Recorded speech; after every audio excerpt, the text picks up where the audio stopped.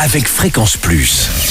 Surprenez votre famille et vos amis grâce au grand chef de Bourgogne-Franche-Comté. Cette semaine, je suis à Besançon, dans le Doubs. Je suis toujours en compagnie du chef Ignazio Fabiano, dans les cuisines du restaurant Cucina e Piacere.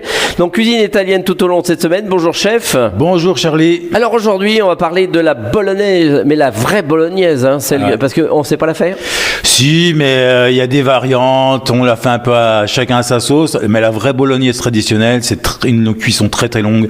2 types de viande. Enfin, je vais tout vous expliquer. Ah oui, c'est pas le bocal que l'on ouvre qui renverse dans la casserole. Ça peut être possible, mais c'est pas celle que je vais vous présenter. Alors, qu'est-ce qu'il nous faut? Alors, déjà, il nous faut, donc, quand on attaque une bolognaise, c'est toujours avec un sofrito. Ce qu'on appelle un sofrito en Italie, c'est la base de beaucoup de sauces en Italie. C'est oignon, carottes, céleri, branches, d'accord. Donc on va couper en tout petits morceaux, d'accord. Et on attaque cette cuisson en fond de casserole dans une bonne huile d'olive et on laisse revenir tranquillement, gentiment. Ensuite, une fois que, alors faut surtout pas que ça brunisse, bien évidemment, juste revenir dans l'huile d'olive. Là, c'est ce qui va donner beaucoup de parfum à la sauce, une petite pointe de sucre à la sauce, surtout jamais de sucre dans une sauce tomate. Donc ensuite, on attaque avec 2 viandes, d'accord. Donc une viande de bœuf, viande hachée, que vous pouvez demander à votre boucher, et une viande de porc, d'accord. Donc la viande de porc, ça va être soit de la pancetta, d'accord, soit une astuce qu'on utilise beaucoup. Alors bien sûr, de la viande de porc hachée, si vous avez la possibilité de faire hacher votre viande de porc par votre boucher. Ou alors une petite astuce qu'on utilise beaucoup en Italie, c'est des vraies saucisses italiennes. Alors ici, moi j'utilise de la saucisse de Toulouse de très grande qualité, que j'ouvre, d'accord, j'enlève la saucisse de l'intérieur du boyau et je vais utiliser cette viande-là pour doubler ma viande, porc et bœuf. Donc je vais faire revenir tout ça dans mon sofrito. Une fois que c'est revenu suffisamment, je vais me déglacer au vin rouge, toujours au vin rouge, d'accord. Et lequel? Alors un vin rouge italien, mais le vin rouge français est tellement exceptionnel, vous pouvez mettre mais mettez quand même quelque chose de bon. Un bon vin rouge. Alors une fois qu'on a mis ça, on laisse bien s'évaporer le vin, d'accord. Et une fois qu'on a bien évaporé le vin, il y a notre viande, notre sofrito, on met une bonne purée de tomates, d'accord, maison, une purée de tomates, une vraie purée de tomates italienne, d'accord. Et on vient couvrir. Alors attention, la première règle à respecter dans la bolognaise, c'est beaucoup plus de viande que de sauce. Le résultat ne doit être absolument pas liquide, ça doit être dense, c'est un ragoût, ce qu'on appelle un ragoût, d'accord.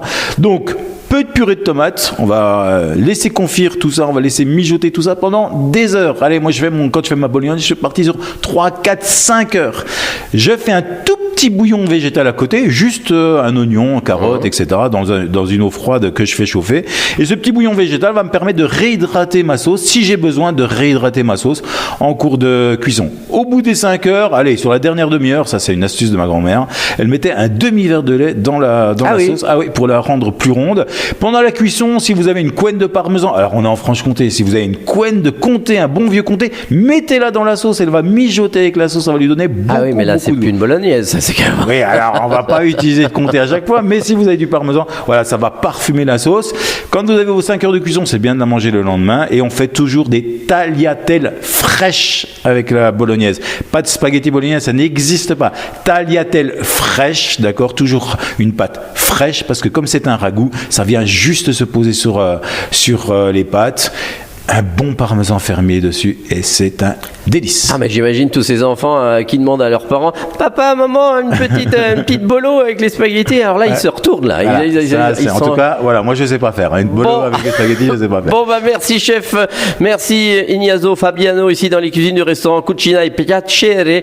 Donc à Besançon, vous aussi vous le savez, vous pouvez gagner votre menu pour 2 en envoyant le mot papille par SMS dès maintenant au 7 14 15, papille au 7 14 15. Alors bonne chance à tous. Et pour le prochain épisode, cette fois-ci, on se retrouve avec une, comment on appelle ça? Puttanesca. Je préfère que ce soit lui qui le dise. Et d'ici là, chouchoutez vos papilles. Chaque semaine, découvrez les meilleures recettes des grands chefs de Bourgogne-Franche-Comté. Du lundi au vendredi, à 5h30, 11h30 et 19h30, chouchoutez vos papilles. Fréquence Plus.